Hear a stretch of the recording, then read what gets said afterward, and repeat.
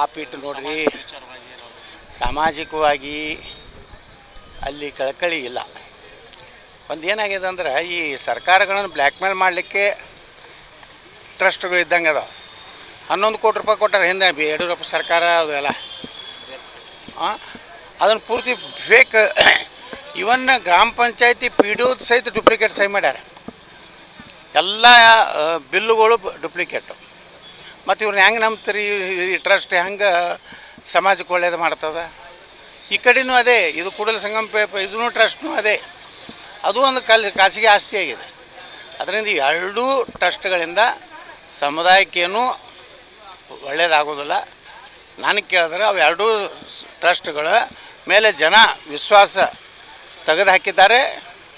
ಅವ್ರ ಬಗ್ಗೆ, ಅಲ್ಲಿರುವ ಟ್ರಸ್ಟಿಗಳ ಬಗ್ಗೆ ಯಾರ್ದು ವಿಶ್ವಾಸ ಇಲ್ಲ. ಮತ್ತು ಸ್ವಾಮಿಗಳೂ ಅದೇ ರೀತಿ ನೋಡ್ಕೊಂಡಾರೆ. ಇವರೇನು ವಚನಾನಂದ ಏನು ಭಾಳ ಸತ್ಯ ಹರಿಶ್ಚಂದ್ರ ಏನಿಲ್ಲ. ಇವರು ಹಗರಣ ಮಾಡೋದವ್ರೆ, ಅವರು ಮಾಡೋದವ್ರೆ. ವಿಧಾನಸಭೆ ಒಳಗೆ ಇದನ್ನು ನಾನು ಪ್ರಸ್ತಾಪ ಮಾಡಬೇಕಂದೆ. ನಮ್ಮದೇ ಸರ್ಕಾರ ಇದ್ದರೂ ಉದ್ದೇಶಪೂರ್ವಕವಾಗಿ ಸ್ಪೀಕರಿಗೆ ಹೇಳಿ ವಿಧಾನಸಭೆಯಲ್ಲ ಚರ್ಚೆಗೆ ಬರಲಾರ್ದು ನೋಡಿಕೊಂಡ್ರು ನಮ್ಮವ್ರೆ ಬಿ ಜೆ ಪಿ ಅವರು.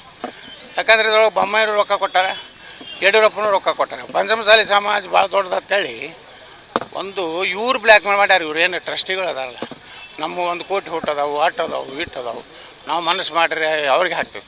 ಇವ್ರು ಯಾರು ಇವ್ರ ಮನೆ ಬೆಕ್ಕ ನಾಯಿ ಸಹಿತ ಇವ್ರು ಮಾತು ಕೇಳೋದಿಲ್ಲ.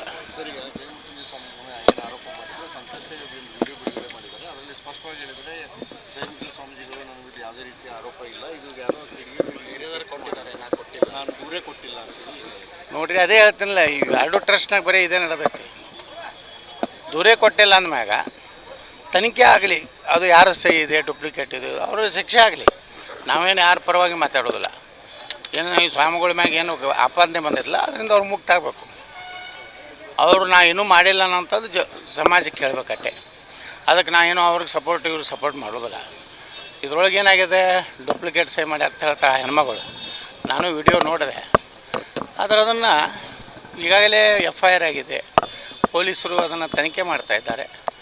ಪೊಲೀಸರು ವರದಿ ಏನು ಬರ್ತದೆ ನೋಡೋಣ. ಆದರೂ ಈ ಸ್ವಾಮಿಗಳಿಗೂ ಹೇಳಕ್ಕೆ ಬಯಸ್ತಾಯಿದ್ದೀನಿ, ಇದರಿಂದ ಮುಕ್ತ ಆಗಲಿಕ್ಕೆ ಏನೇನು ಮಾಡಬೇಕು, ಸಮಾಜಕ್ಕೆ ಏನು ನಿಮ್ಮದು ಒಂದು ರೀತಿ ಸಮಾಜದಲ್ಲಿ ಒಂದು ರೀತಿ ನಿಮ್ಮ ಬಗ್ಗೆ ಒಂದು ಸಂಶಯ ಮೂಡಿದಲ್ಲ, ಅದರಿಂದ ಹೊರಗೆ ಬರಬೇಕಾದ್ರೆ ನೀವು ಪ್ರಯತ್ನ ಮಾಡಿ. ನಿರ್ಭೀತ, ನಿಷ್ಪಕ್ಷಪಾತ, ವಿಶ್ವಾಸಾರ್ಹ ಸುದ್ದಿಗಳಿಗೆ ಮತ್ತೊಂದು ಹೆಸರಾಗಿರುವ News18 ಕನ್ನಡ ಈಗ ಆಪ್ನಲ್ಲೂ ಲಭ್ಯವಿದೆ.